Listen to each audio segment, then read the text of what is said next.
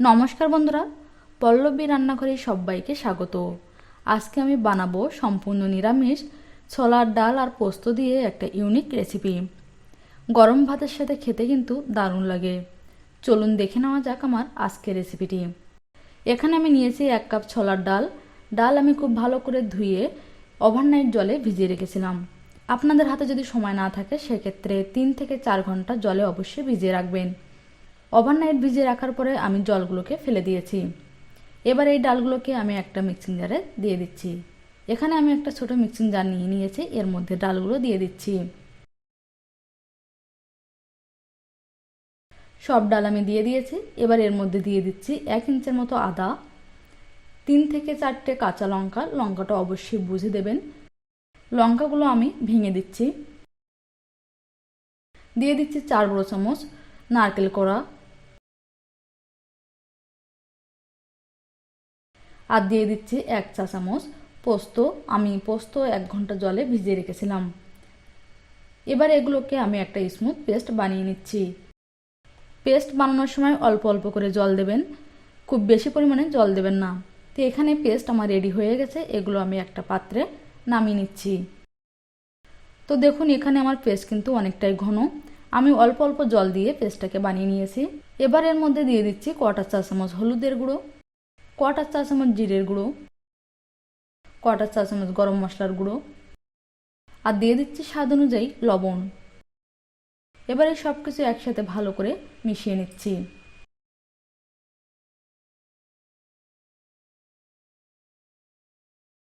তো এখানে সব কিছু আমি একসাথে ভালো করে মিশিয়ে নিয়েছি। এবার এগুলোকে ভেজে নেব। এখানে একটা কড়াইতে আমি বেশ কিছুটা পরিমাণ সরষের তেল দিয়ে দিয়েছি। তেলটাকে খুব ভালো করে গরম করে নিচ্ছি। সরষের তেল খুব ভালোভাবে গরম হয়ে গেছে। এর মধ্যে দিয়ে দিচ্ছি বড়াগুলো। আমি হাতে অল্প পরিমাণে ব্যাটার নিয়ে এভাবে চেপে দিয়ে দিচ্ছি। বড়া আপনারা আপনাদের পছন্দ অনুযায়ী বানিয়ে নিতে পারেন। তো এখানে আমি বড়াগুলো দিয়ে দিয়েছি। এবার এই বড়াগুলোকে আমি মিডিয়াম ফ্লেমে গোল্ডেন করে ভেজে নিচ্ছি। একটা সাইড হয়ে গেলে আমি বড়াগুলোকে উল্টে দিচ্ছি।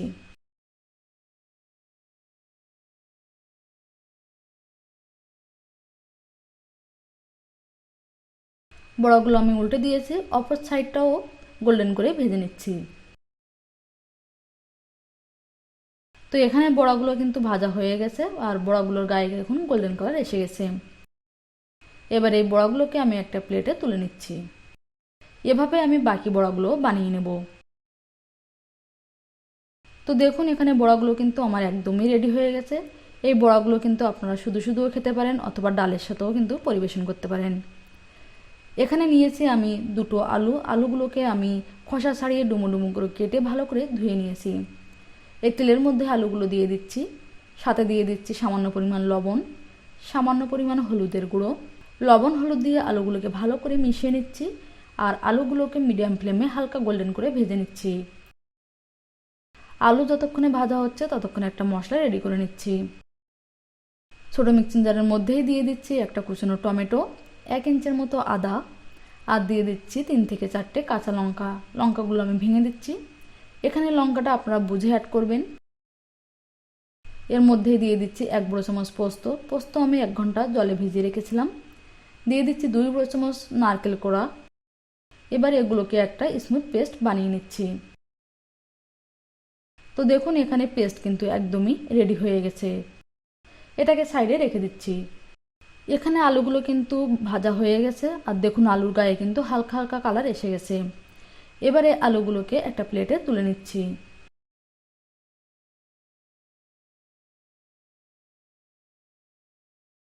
সব আলু তুলে নিয়েছি। এই কড়াইয়ের মধ্যে দিয়ে দিচ্ছি 3 বড় চামচ সরষের তেল। তেল ভালোভাবে গরম হয়ে গেলে এর মধ্যে দিয়ে দিচ্ছি 2টো লবঙ্গ, একটা ছোট দারচিনির টুকরো, 2টো ছোট এলাচ, আর দিয়ে দিচ্ছি একটা তেজপাতা। তেজপাতাটা আমি ছেড়ে দিচ্ছি। এবার এগুলোকে কয়েক সেকেন্ডের মতো ভেজে নিচ্ছি। তো গোটা মশলা কয়েক সেকেন্ডের মতো ভালো করে ভেজে নিয়েছি। এবার এর মধ্যে দিয়ে দিচ্ছি 1 চিমটি পরিমাণে হিং। নিরামিষ রান্নায় একটু হিং দিলে কিন্তু ফ্লেভারটা দারুণ আসে। হিং দেওয়ার পরে আরও কিছুক্ষণ এভাবে ভেজে নিচ্ছি। এবার এর মধ্যে দিয়ে দিচ্ছি যে টমেটোর পেস্টটা রেডি করে রেখেছি সেটা।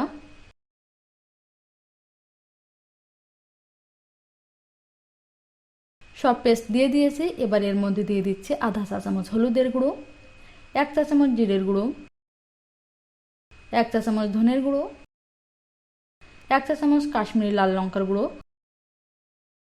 স্বাদ অনুযায়ী লবণ,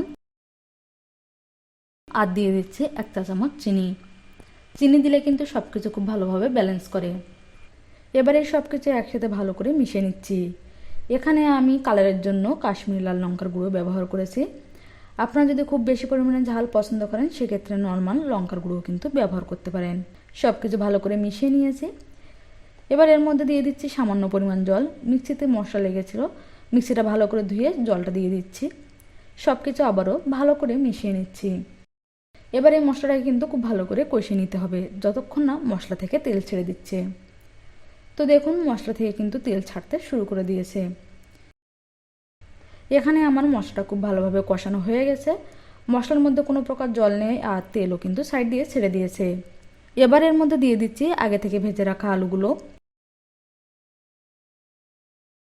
আলুগুলোকে মশলার সাথে খুব ভালো করে মিশিয়ে নিচ্ছি আর আলুগুলোকে মশলার সাথে কিন্তু মিনিট 2-এর মতো কষিয়ে নেব।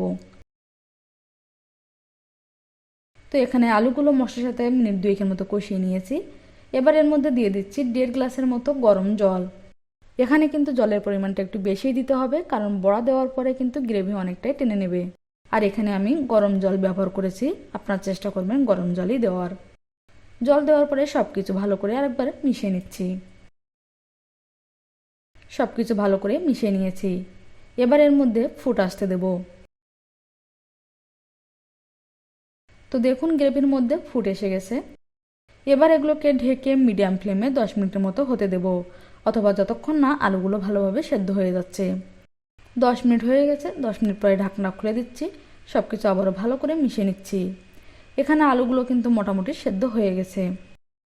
এবার এর মধ্যে দিয়ে দিচ্ছি ভেজে রাখা বড়াগুলো। 4 থেকে 5টা বড়া আমি ডালের সাথে খাওয়ার জন্য তুলে রেখেছি। বাকি বড়াগুলো আমি এখানে সব দিয়ে দিয়েছি। বড়াগুলো দেওয়ার পরে ভালো করে মিশিয়ে নিচ্ছি।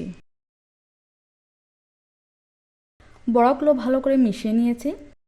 এবার এগুলোকে ঢেকে লো মিডিয়াম ফ্লেমে আবারও 5 মিনিটের মতো হতে দেব, যাতে বড়াগুলোর মধ্যে সব মশলা খুব ভালোভাবে ঢুকে যায়। 5 মিনিট হয়ে গেছে। 5 মিনিট পরে ঢাকনাটা খুলে দিচ্ছি। এবার এর মধ্যে দিয়ে দিচ্ছি আধা চা চামচ গরম মশলার গুঁড়ো আর দিয়ে দিচ্ছি 1 চা চামচ ঘি। শেষে একটু ঘি দিলে কিন্তু টেস্টটা আরও বেড়ে যায়। ঘি আর গরম মশলা দেওয়ার পরে সব কিছু ভালো করে আবারও মিশিয়ে নিচ্ছি। ঘি আর গরম মশলা সব কিছুর সাথে খুব ভালো করে মিশিয়ে নিয়েছি। এবার এগুলোকে আমি আবারও ঢেকে লো মিডিয়াম ফ্লেমে 2 থেকে 3 মিনিটের মতো হতে দেব, যাতে ঘি আর গরম মশলা গ্রেভির সাথে খুব ভালোভাবে মিশে যায়। তারপরে গ্যাসের ফ্লেমটাকে বন্ধ করে দিয়ে স্ট্যান্ডিং টাইমে 5 মিনিটের মতো রেখে দেব।